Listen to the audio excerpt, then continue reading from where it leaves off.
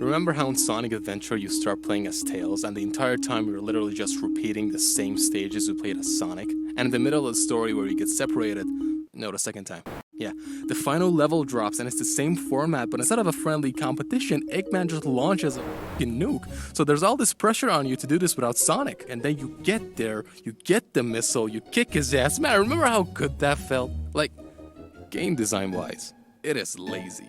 Brother, it is garbage. It's the most shameless display of recycled content, but it doesn't even matter because of how well it works.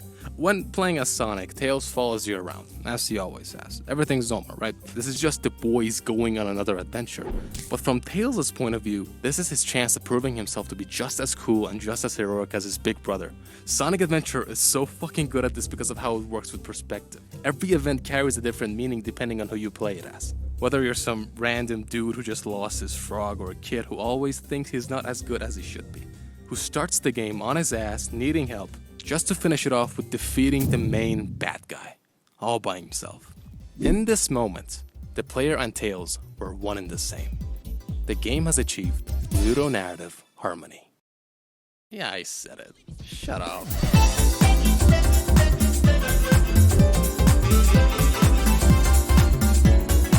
Oh hey, it's me, the local Sonic Adventure shill. While we're still talking about this absolute specimen of a video game, I'd like to bring up a few more examples of this ludonarrative harmony, which by the way sounds like a big scary word, like the subtitle to a Castlevania game or something, but all it really is when the gameplay and story of a video game work in tandem to enrich the overall experience. In this case, we wanted to specifically look at moments in the Sonic the Hedgehog series where the story helps enhance the gameplay. Sonic Adventure 1 alone actually has a plethora of these moments. Like Al already mentioned, the narrative attached to Tails' story puts his somewhat lazy rehash of Sonic's game design into some context. It's really the difference between, wow, they just rehashed all of Sonic's levels, and it makes sense that these levels are rehashed. But I don't want to completely rehash what Al has already been saying. Let's be real. As much as I love Big the Chad, his gameplay was put into the game because Sonic Adventure 1 was essentially a glorified tech demo for the Dreamcast. Think about it. You've got 3D physics-based platforming, on-rails shooting, run and gun, pinball, and even fishing. This game was made to show off how versatile the Dreamcast could be with video games, and trust me, I'm not saying that this is a bad thing. It's actually one of the most admirable qualities to this game and the reason I love it to death. But I'd be lying if I said Big's gameplay didn't feel the most off, at least when it comes to Sonic games. Overall, it hurts the pacing and kind of bogs down the entire game in some ways. But when you think of Big's role in the story of Sonic Adventure 1, it all kind of makes sense. Big is a man of the people, like literally us. He's like an outsider's point of view of the entire intertwining story of Sonic Adventure, through the eyes of someone who just so happened to be there. A third-person view of the narrative, if you will. While his companion Froggy ironically plays a pivotal part in the story, Big himself just be booling on the sidelines, doing his own thing, and conveniently avoiding danger at every turn without really even trying. The dude's just trying to go fishing. A true king. But because of this, it shows us Sonic Adventure's story from an omnipotent perspective. And since Big doesn't have a lot of input into this overarching story, it means that we get to see it from a mostly unbiased angle along with how it affects each main character, all as it unfolds right before our eyes. Now, does this completely excuse the subpar fishing gameplay? Absolutely not, but it definitely has me appreciating it in a way I never would have, now that I'm considering the actual narrative reasons for Big's gameplay in the first place. While the other characters are out exploring the vast landscapes of each level, Big is hyper-focused on just a few tiny bodies of water in those levels. Like, all this cool shit happening right in his peripheral vision, it doesn't even matter to him. It's hilarious. Because ironically, while we do get this omnipotent perspective from Big, he himself is completely oblivious to the overarching plot of Sonic Adventure 1. This is perfectly reflected in his carefree fishing gameplay.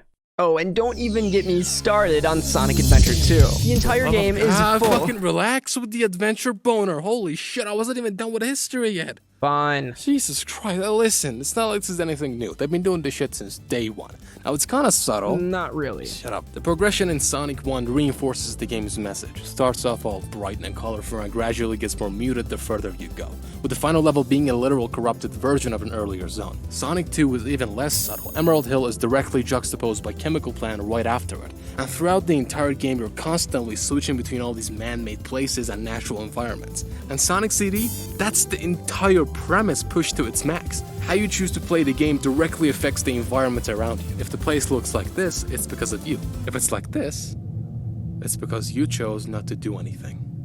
You piece of shit. And do I even need to talk about the GOAT of environmental storytelling? Come on now, you know what they say. This shit is like the Dark Souls of platformers, right? That's a thing they say, right? All this to say, running around and jumping on robots is pretty fun. But if I have a reason to do all that, if what I do in the game is corresponded by the world around me and the characters in it, then that just elevates my experience into another level. And this is something that Sonic games have always been good at. Well, not always. There's a few games that manage to mess this up, and Shadow the Hedgehog may be the worst offender in the series when it comes to this. Ludonarrative Harmony? More like ludonarrative shit. Fucking got him. You know how we've been giving examples of how the story feeds into the experience of the gameplay? Well, Shadow does like the complete opposite. A pivotal requirement for this harmony between gameplay and story is cohesion, and this is nowhere to be found here. And how can it be when the game has 326 fucking routes? Like, they even bothered to name every single one of them. The game is open-ended to a fault, where it feels like the choices and actions you perform have no effect on the story. Because what even is the story of Shadow the Hedgehog, like, canonically? The canon ending of this game features plot threads from a bunch of different routes you can take. So I'm not exaggerating when I say that out of the 326 routes you can take, there is not a single one that is cohesive with the ending, because the game picks and chooses all the information it wants to give you anyway. It has an awesome opening, a great ending, and a bunch of sick-ass concepts. But if I can attempt to assassinate the president in one level, and then collect CDs in another one, maybe there should be a system in place where Shadow can't change his morals on a whim. I feel like they shot themselves in the foot by giving you too much freedom. All the tension gets lost when you realize you can change your morality at the last second. Now, this is gonna reduce all the routes by about 100 or 2, so you're gonna have to forgive me for that. But what if you were locked into a route once you cross a certain path? Like, I'm pretty sure once you start leveling cities, you're pretty far gone. I don't know, I'm just spitballing here. But what if you could turn evil at any point, but then you couldn't come back once you do? Representing how it's easier for Shadow to give in to Black Doom's temptation rather than resisting them. And maybe the characters could actually react to your choices. Maybe Knuckles actually starts fighting you instead of standing there like, oh man, oh dude, don't be evil, come on. Dude, knock that shit off, that's so cringe, bruh. That's a really good point, actually. None of the characters react to any of Shadow's choices besides just a few loose comments during gameplay. Shadow, what are you doing? Sonic, that man had a wife. Like, yeah, we're just gonna forget that we helped the aliens commit mass genocide and destroy the entire city? At a certain point, you'd think that some of the characters would get fed up with Shadow running around like a little asshole killing the wrong group of people. Like, there'd be a point of no return where characters decide not only to stop helping you, but actively try thwarting your plans. Why would Sonic just sit around and let Shadow side with the aliens and cause mass chaos in the city? And why does every side attack you regardless of your stance? Like, I'm helping you, you dipshit. The story you supposedly lay out for yourself doesn't affect the gameplay nearly as much as it should. They did this really well with the Wisps, actually. The what now? Yeah, you go through the whole game saving these guys, helping them, and by the end of it, they help you when you need it. But I had a little help during that last part.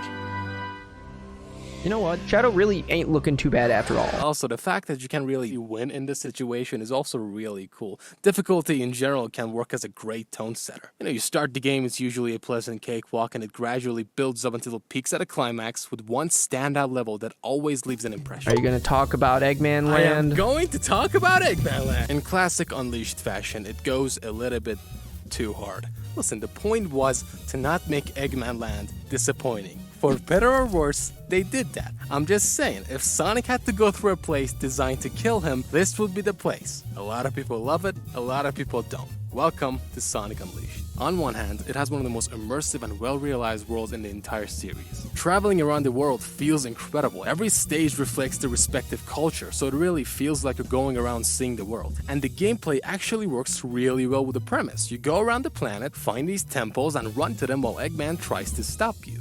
I love it. It's great. On the other hand, a small thing also happened in this game. A little thing. I don't know if you noticed. Did you notice anything? Like a little earthquake happened, right? Yeah. Yeah, man, I feel like this would have a bigger effect than people just getting a little tipsy on that dark Gaia juice, you know what I mean? None of this is reflected in any of the stages, any of the hub worlds, even the cutscenes don't make a big deal out of it. These are the chillest motherfuckers on the planet. There's like a couple of them going, oh shit, the planet blew up, huh? Damn, that's crazy. Anyway, you into NFTs, bruh? There's one really good moment I can point to off the top of my head, and it's not even in this one, it's in the other one. When you get to ALtheBoi, you're welcomed by Rudy. She'll quickly let you know that her father, Tinchai, has been really depressed ever since their ancestral home was destroyed and that they had to move here. Now, answer me this question. In the opening cutscene, do you remember where the initial blast was?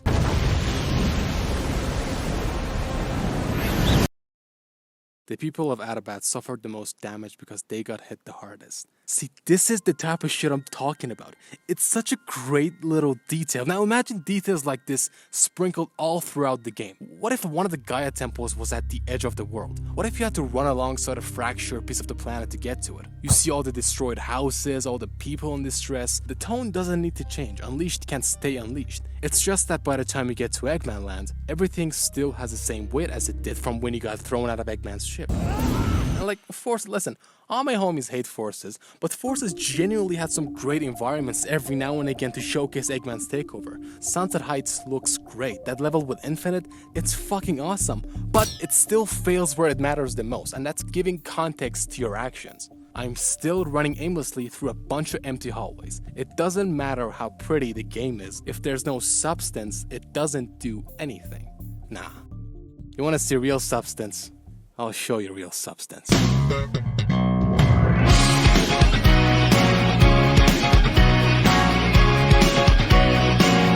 Adventure 2, baby! This game is just chock full of all this good stuff we've been talking about. Literally, it's like they designed almost every single level of this game thinking about how the story feeds into the overall experience of the gameplay. There's almost always a direct reason for you to be in all the levels that you run through. Sonic runs through City Escape to escape the military pursuing him for crimes he didn't even commit. Tails blasts through Prison Lane to find and rescue an imprisoned Sonic. Knuckles uses his treasure hunting expertise in Death Chamber to find the 3 gate keys and access Eggman's hidden pyramid base. The gameplay relates to the actual overarching plot happening throughout all of Sonic Adventure 2. Sonic and friends aren't just stumbling through pretty looking locales because it's a video game and the developers need variety. Well, that is part of it, but there are in fact actual narrative reasons for these characters to be in these locations. And it does all of that without compromising the gameplay. The enemies you fight aren't random Eggman robots, they're gun units actively trying to hunt you down throughout the entire stage. Even the Master Emerald, which is pointless throughout the entire story, comes back around at the end. There's almost nothing in this game that's wasted. Man, I don't even like SA2, it just does shit right. What? Don't worry about it. And the Sonic games just stopped doing this for some reason, but the way that the cutscenes lead into the gameplay, man, that shit just hit different, especially for how all over the place SA2 is. When you start a stage, there's always an establishing shot to give you all the proper context. Like, yeah, everyone loves City Escape, we all know why it's cool.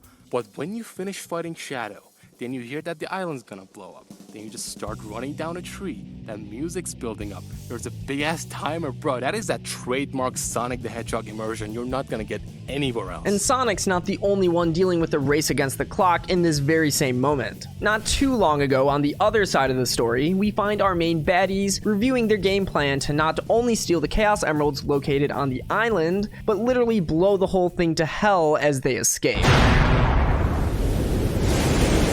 Metal. So you play as each character with their own unique roles in this villainous plan. Eggman goes in first to distract the military, allowing Rouge to sneak into the base and find the emeralds, all while Shadow plants the timer to detonate the explosives for a swift getaway. The whole thing plays like a heist movie. And you get to play every last bit of it. You know the annoying laser sound in the mech levels and the overall horrible audio mixing in this game? I'm pretty convinced that they did that specifically for Weapons Bed, because you get to play as Eggman and cause literally the biggest ruckus I've ever heard. My ears are still ringing to this day. Then you take control of Rouge and start breaking into all these vaults secret agent style. But what's a good heist movie if something doesn't go wrong right at the end? Rouge gets jumped on her way out by a giant gun mech. But even after taking it out, she finds herself trapped in the security vault with the bomb only minutes away from exploding. Shadow, being her only hope, shows his first glimmer of compassion since his awakening at the beginning of the game, and actually turns back to save his teammate. Going through Green Forest to Sonic to escape the exploding island island is one thing, but doing all of that while also going back to save a trapped teammate? That's a lot of pressure, and you can physically feel it during gameplay. And it doesn't come from the gameplay itself, but the story. Because this pressure isn't only for Shadow or the player's sake, but for another person, someone depending on you to save them. The exact same thing happens on the hero side with Amy. Again, Sonic's running and speed is given proper context, this time without a timer, because why would it have a timer? She's not a bomb. But also, because at this point the game expects you to already be on edge and respect the severity of the situation. And all this constant barrage of action culminates in one last story. People don't talk about this shit enough. The opening is great. It's a very now what moment. The game could have ended with either of the paths you chose and it would be perfectly fine, honestly. All the characters are just standing in a room talking shit, and the tension slowly rises as they realize that they now have a common enemy. And the level that follows is so fucking cool. All the characters basically split up around the arc to try and stop its crash course. Now, you playing as every single character back to back not only shows the camaraderie between them, not only it shows how high the stakes are, but it also shows how every character is unique in their own field and fit for a specific job, including the one you're not even playing as.